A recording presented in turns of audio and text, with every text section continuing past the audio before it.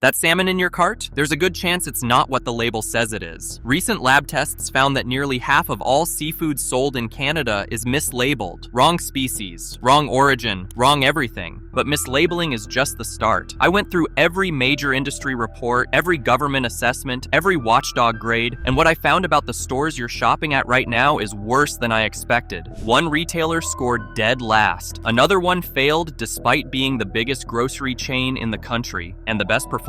They barely passed with a C. This is what's really going on at your seafood counter. And it starts before you even get to the label. Because that fresh fish sitting on ice at the counter, the vast majority of it was frozen before it got there. The store thawed it for display because you'll pay more for something that looks like it just came off a boat. The law requires a previously frozen label, but it's usually a small sign near the case that most people walk right past. And here's what nobody tells you. Once that fish is thawed, the shelf life drops fast, the texture changes, the quality window shrinks. You're actually paying a premium for something that's in worse condition than the frozen version sitting in the freezer aisle 10 meters away. Industry data suggests the majority of seafood at major Canadian chains follows this exact path. Frozen, thawed, displayed on ice, sold at a markup. The presentation is doing all the heavy lifting, and you're paying for the illusion.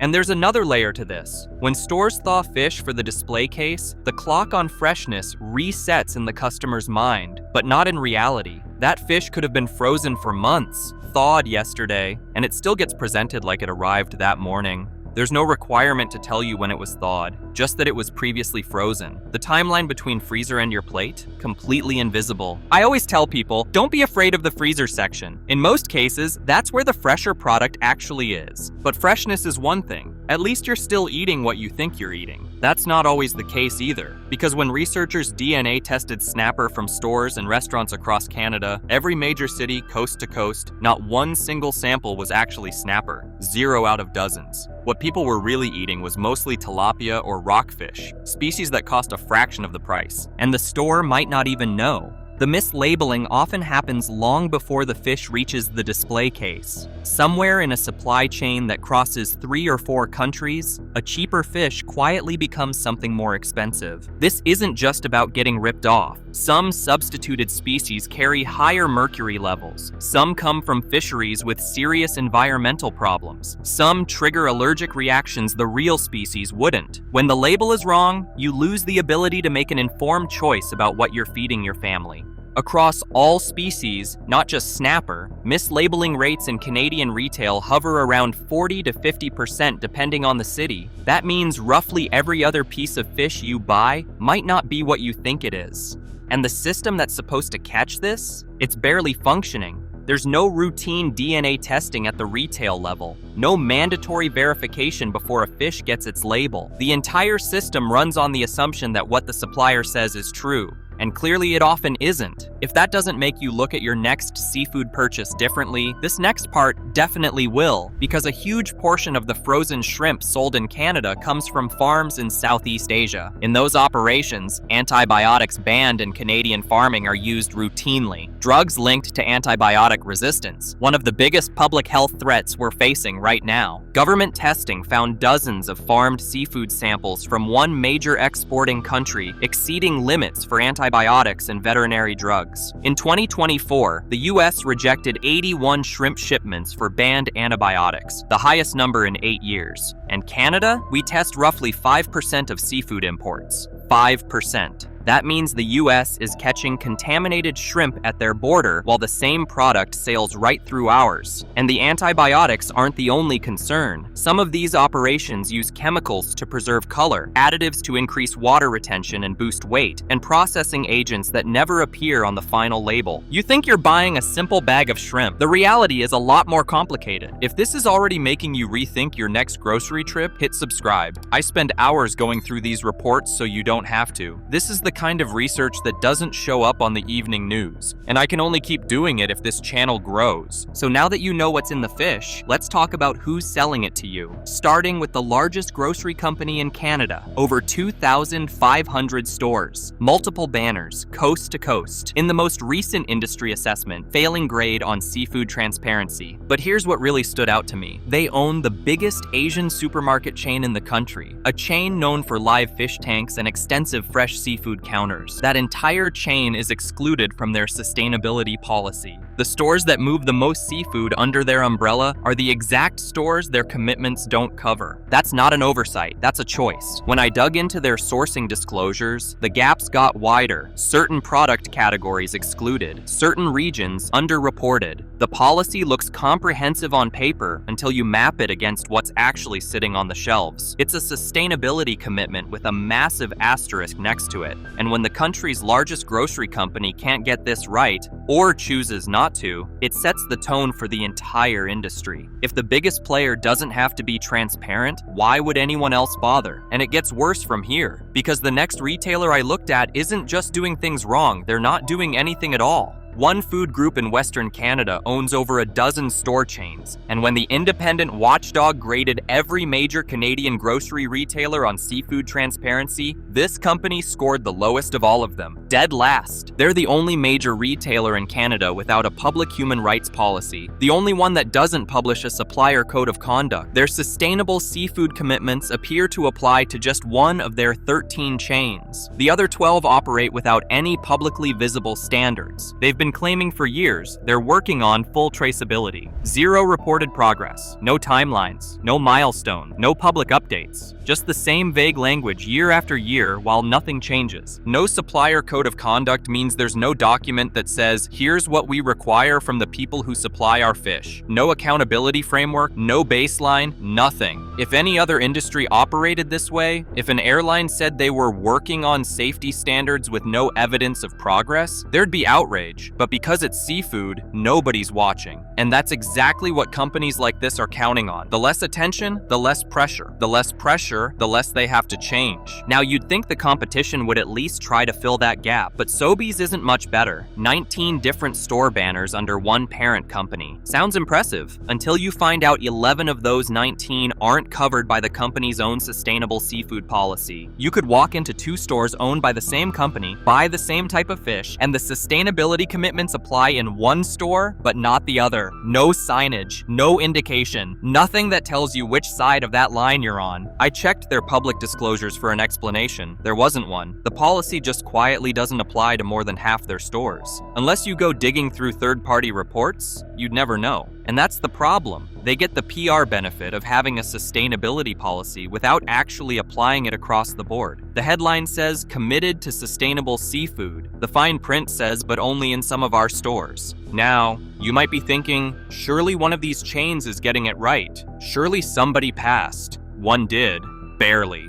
Out of every major grocery retailer in Canada, only Metro passed the most recent industry assessment. Their grade? AC. Not an A, not a B, the minimum passing score. They got credit for having a fisheries policy that covers most of their stores and for being the only retailer to publicly report seafood sales data. That's more than anyone else is doing. But even they exclude certain product categories. Even they have gaps in shelf-stable seafood coverage. And even they operate in a city where independent testing found over 60% of seafood samples were mislabeled. When a C is the gold standard, when barely passing is the best-case scenario, the system itself is broken. Not one store, not one chain, the whole industry. And if you're a customer trying to do the right thing, trying to buy responsibly, the options in front of you at the grocery store are somewhere between bad and slightly less bad. That's the reality. And one of the reasons the system stays broken comes down to something most people never think about: the person behind the counter. When you ask them where your fish was caught, when it arrived, whether it's farmed or wild, you're trusting they know the answer. In most major chains, they don't. The person working the seafood section is usually covering deli, bakery, or another department. They're generalists, not fish specialists. I've tested this myself at multiple stores. Basic questions: where was this caught? When did it come in? Is this farmed or wild? The answers range from confident guesses to honest shrugs. Neither one helps you make a better decision, and I don't blame the staff. They're stretched thin, underpaid, and nobody trained them on seafood sourcing. The problem is the system that puts them behind a counter and expects customers to trust them as experts. The less a store's staff knows, the easier it is for something questionable to sit on that shelf unchallenged. And that leads directly to the next problem, because most major chains also sell store-brand seafood, private label products with the grocer's own name on the bag, sourced from suppliers all over the world. The company says their suppliers meet global food safety standards. Sounds reassuring, until you realize those certifications mostly cover processing facility conditions. They don't tell you how the fish was raised. They don't tell you what chemicals it was exposed to. They don't confirm the species is what the label says. The certification means the factory was clean. It doesn't mean the fish was honest. Here's what really gets me.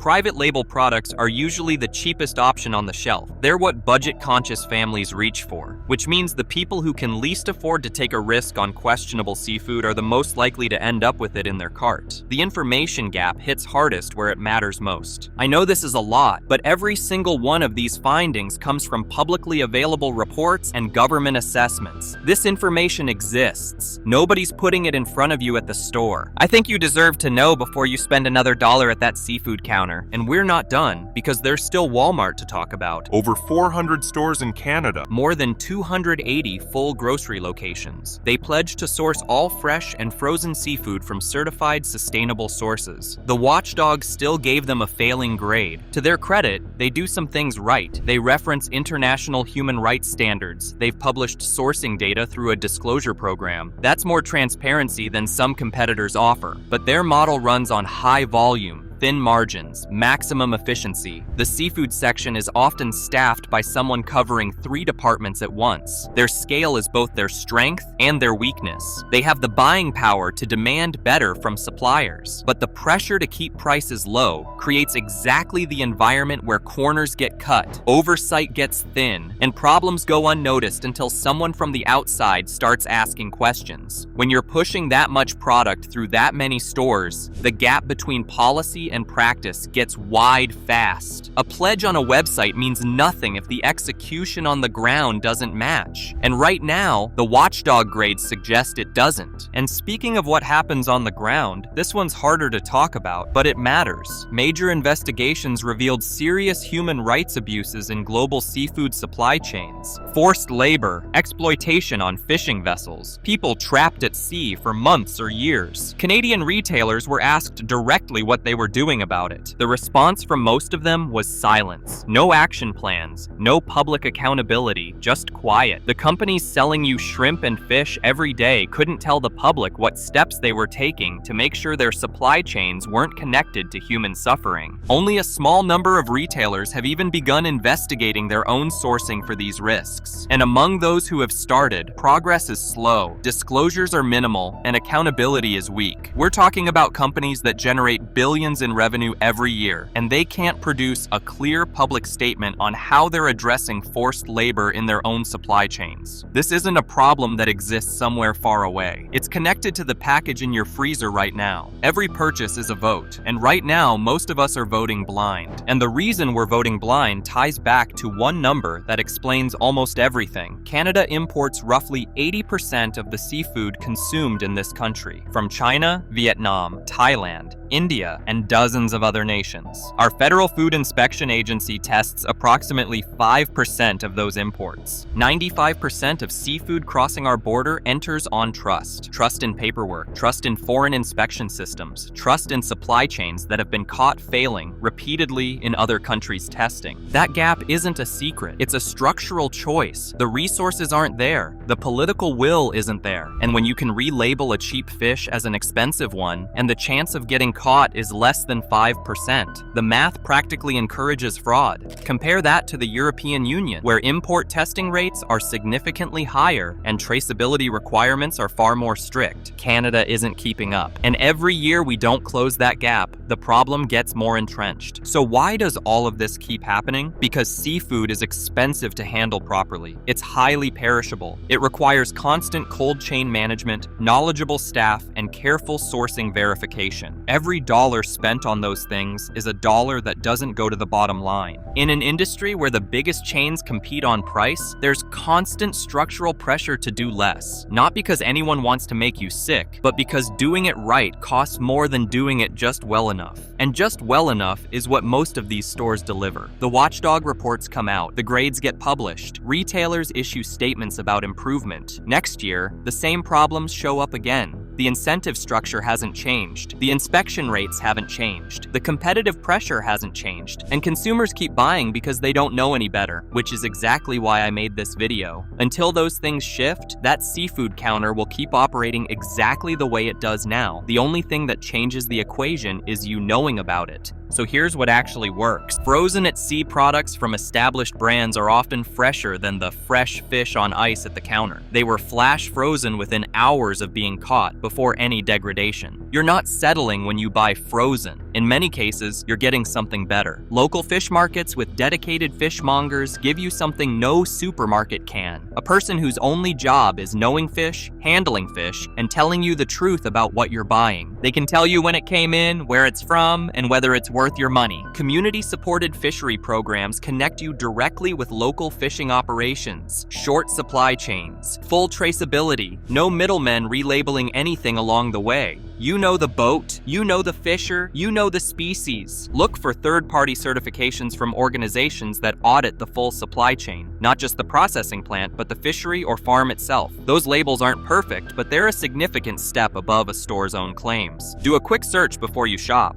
A few trusted certification programs are easy to spot once you know what to look for, and they cut through a lot of the noise. And one rule that will never fail you: if the flesh doesn't spring back when you press it, if the smell is anything stronger than faint ocean air, if the staff can't tell you where it came from or when it arrived, walk away. Every time. No exceptions. Your health and your money are worth more than convenience. The stores aren't going to protect you on this. You have to protect yourself. 5 stores. Public grades, documented gap. Every single thing I covered comes from published assessments, government data, and independent research. Which one surprised you the most? The 5% inspection rate? The stores that exempt their own chains from their own policies? I genuinely want to know. Drop it in the comments. And if you haven't subscribed yet, now's the time. More of these are coming. More stores, more reports, more things the industry doesn't want you to see. Share this with someone who buys seafood. They need to hear it too. I'll see you in the next one.